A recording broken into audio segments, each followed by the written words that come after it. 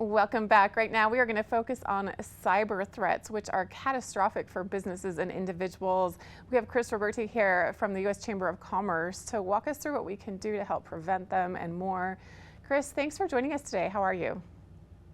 Thank you for having me. I'm doing well.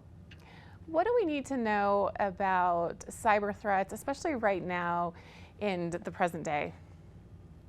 Well, we need to know that the threat is real, that it's out there, and the threat actors are both persistent and sophisticated, and that anonymity is not a defense. So any company or individual, large or small, can be a victim of cybercrime. What are the most persistent threats for businesses and individuals? I'll talk about two. The first is ransomware, which is what many of us are familiar with. Ransomware is a cyber attack coupled with a demand for payment. And these ransomware attacks can be very debilitating for businesses or governments. In fact, in 2020, as you probably know, the University of Utah suffered a ransomware attack and had to pay over $450,000 to cyber criminals in order to get their systems unlocked. So these threats are real.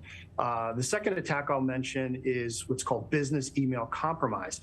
And that's where the attackers get inside your system, observe how you act, how companies engage in internal business, and then create a fraudulent payment request to a fake vendor or other entity that causes the company to just pay money to the criminals without even knowing it or until after the fact. So those types of attacks are very common and are targeted for even maybe $2 billion worth of theft in 2021 alone. So there's lots of threats. Now that doesn't even mention or doesn't even cover traditional cyber attacks where the purpose is theft of data, theft of intellectual property information, or espionage, corporate espionage, or nation-state sponsored espionage, or even disruption or destruction.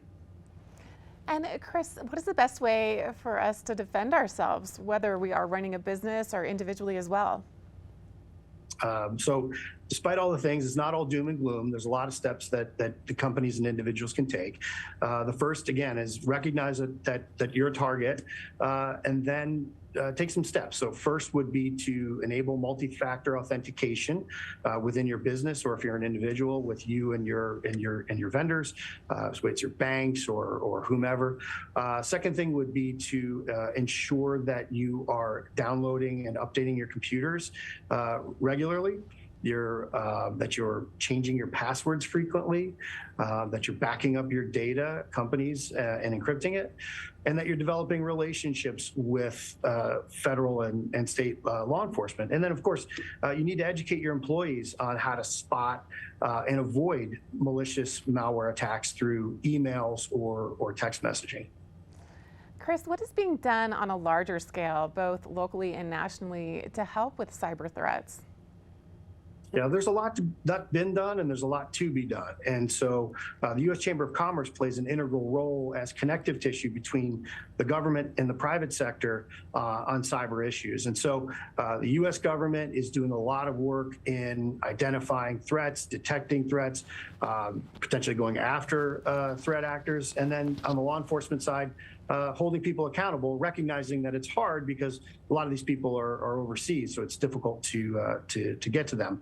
On the local side, we work very closely with state and local chambers and also local governments to push out information, best practices. Congress recently appropriated over $1 billion to support state and local cyber resilience efforts, which will help go a long way to preventing some of those attacks that we mentioned earlier. And the Cybersecurity and Infrastructure Security Agency within the Department of Homeland Security is doing a lot of work around the country this fall in meeting with small and medium-sized businesses to find out what their major concerns are and close the visibility gap. And where can we go to learn more, find information, and protect ourselves? Are there resources available? There sure are. The U.S. Chamber of Commerce has a website, so uschamber.com/security, and there's a link to cybersecurity there where you'll find information, some of the things I talked about, and additional information. You can also go to CISA.gov, that's CISA.gov, for tips, tricks, best practices, and checklists on what individuals and companies can and should be doing. Well, thank you so much, Chris, for joining us today. I appreciate this important information about cyber threats, how we can protect ourselves, and much more. We'll be back right after this quick break, so stick with us. We'll be right back right after this.